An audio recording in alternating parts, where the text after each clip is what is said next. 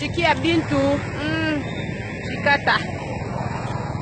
Cynthia Kapashi, général major. Mami, j'ai la bouche. Non, comprends te, hein? Boko tuna ngai. Bolembanga te na kini.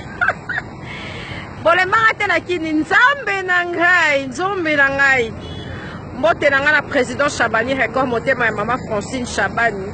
Mon boss. Mbote na nga na Deko Kizita. Mbote na nga na Daniel Masaro motema ya Tina. Mbote na nga na Mami j'ai la bouche. Mbote na nga na Lolotte Molisho motema Goga. Namoni mo information mo épaulé au circuit. Goga sundoli ba artiste et musicien na ye. En tout cas bozanga ba information au PC. Ma trop. Nga naza awa na commune ya Likasi. C'est écrit là-bas. Commune ya Likasi. Naza na kati ya Likasi. Na uti. Yesu la toti ba mboka ni yanku na. Eti manana. Ah. Kolwezi. Toti péage à Lombo. Ok. On est à Likasi. On circule. Na uti otala ngana ngamwa. Buka bona buka kwikira na ototala mo ba richesse na biso moite richesse na biso mboka na tali balakisi nga moni oyo na oyo moni oyo bati ko kolisa ngai niveau na koli pardon tatanga dekasai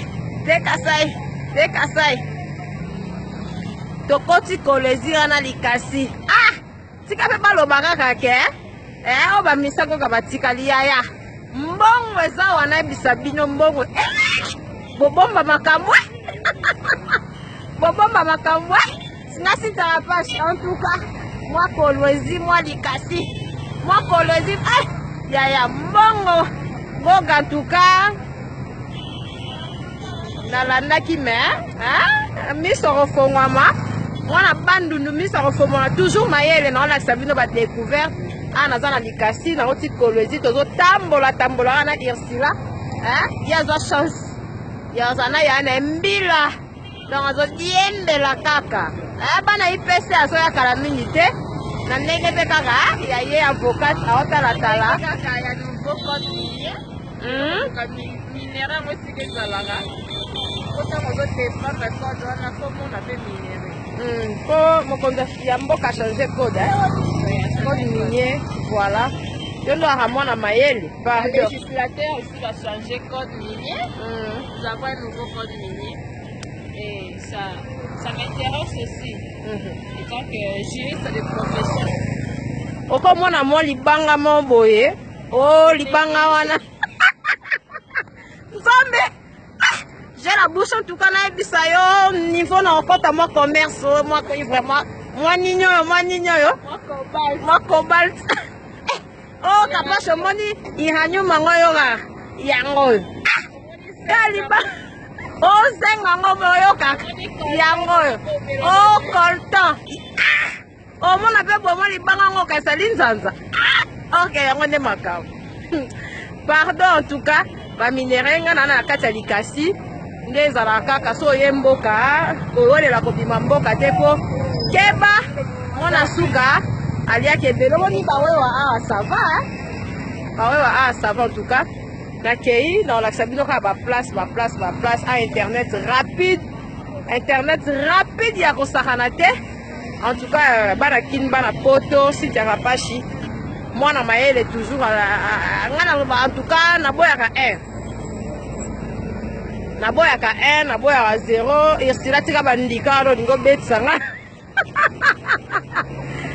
olingo tinda nga na libulu ya nyoka mwana terrain wana pardon biso toza kaka Chiki ya Bintu en plus eza na remarqué mituka talo katanga okanisa lokwa mwa naosutukela Alexis rali nzanza ya kosaka nakanisa ngo mboka ATX grali nzanza to babiso na continue nakobima mpe na Luanda ya papi mvula Dr Pichu Muzungu nazoya Kingelor Kapashi Serge Bwanga Poni Bwanga wana bapakalanga En tout cas, papa va se belle, va parler bawana. Nani sous.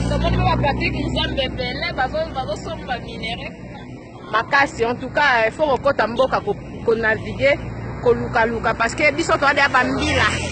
Ba vie ba badaya mo avant batika biso déjà ba soda. To kota ba front. Donc tant ba batusu ba ça le roi moi, moi pas bunga nzela, il faut na ya wana encher la bouche. Mami, il faut na ya wana pour te contrôler mboka. En tout cas, bandinya page bendele ko ya te si ça va pas se revenir en mode moi mon casse. Petit ya ba garçon. Mais tozo luka tozo kota nga maman na Doxa Deo.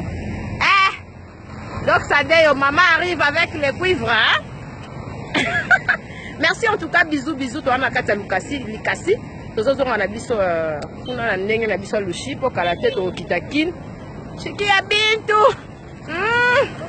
Sinta kapashi nde makambo. Boucle.